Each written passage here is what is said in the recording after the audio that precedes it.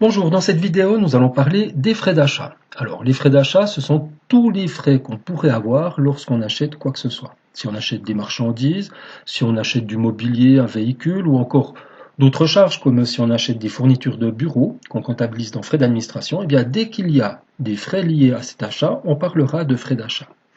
Alors concrètement, quelles formes peuvent-ils revêtir? Il y a les traditionnels frais de port ou frais de livraison, qui peuvent être pris en considération, mais si on achète des marchandises qu'on fait venir de l'étranger, on pourrait avoir des droits de douane, on pourrait aussi assurer le transport, ou encore on pourrait imaginer qu'on nous livre et qu'on nous installe du mobilier, ou alors qu'on nous livre et qu'on nous règle une machine. Bref, ces frais d'installation, c'est aussi des frais, ce sont aussi des frais liés à l'achat, donc on considérera que ce sont des frais d'achat. Alors, comment est-ce qu'on traite les frais d'achat en comptabilité? Alors, il y a une règle qui est relativement simple à retenir. Les frais d'achat augmentent la valeur du bien acheté. Ça veut dire que dès que vous avez des frais liés à l'achat de quoi que ce soit, eh bien, ça augmente la valeur de cette chose-là. Alors, on verra, il y aura une exception, on la traitera à la fin. Mais prenons déjà quelques exemples. Ici, on achète du mobilier à crédit pour 100 francs et on paye tout de suite 20 francs en espèces de frais de livraison.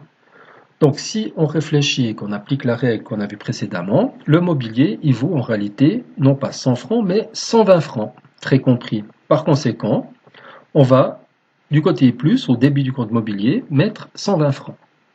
On paye tout de suite 20 francs de frais de livraison en espèces, donc on fait sortir 20 francs du compte caisse, donc on crédite le compte caisse, et puis on payera les 100 francs restants plus tard, on le met dans autre dette fournisseur.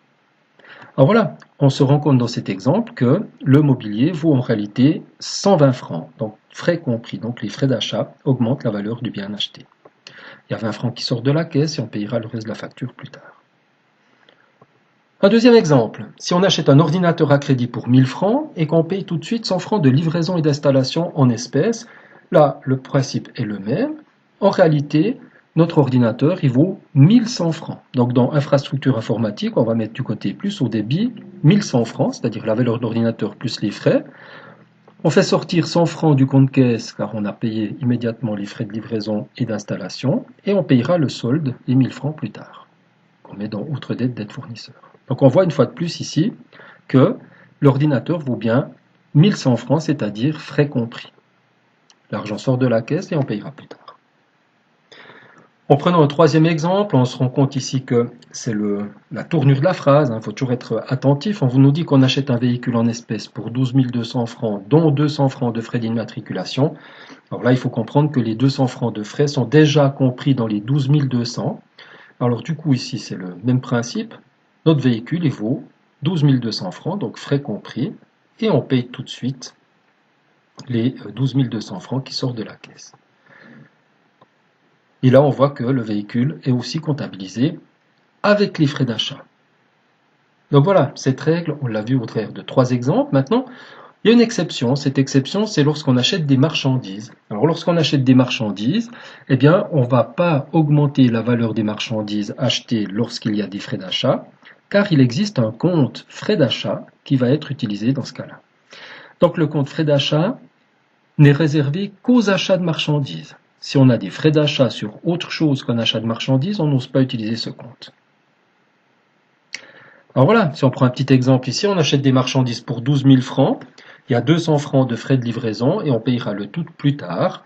Alors ici, dans achat de marchandises, on ne mettra que la valeur des marchandises achetées, les 12 000 francs, car les frais d'achat sont comptabilisés à part dans le compte frais d'achat, qui est un compte de charge, et le reste sera payé plus tard, donc on mettra le tout dans autre dette fournisseur.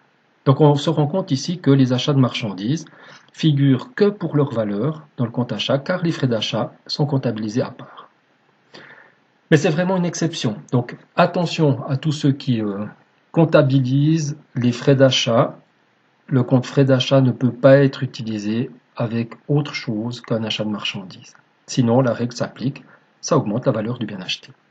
Alors voilà, j'espère que cette petite vidéo vous a permis de comprendre comment on gère les frais d'achat en comptabilité.